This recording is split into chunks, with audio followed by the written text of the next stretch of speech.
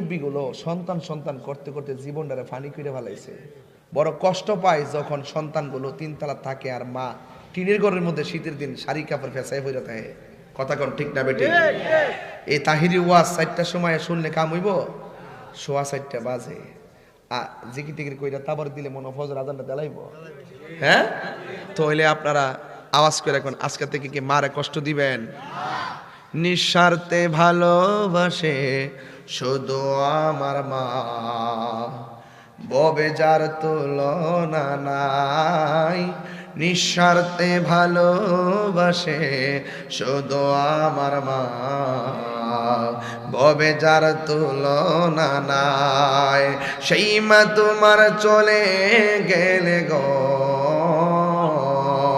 সেই মা তোমার চলে গেলে সার হইব কান্দন। এই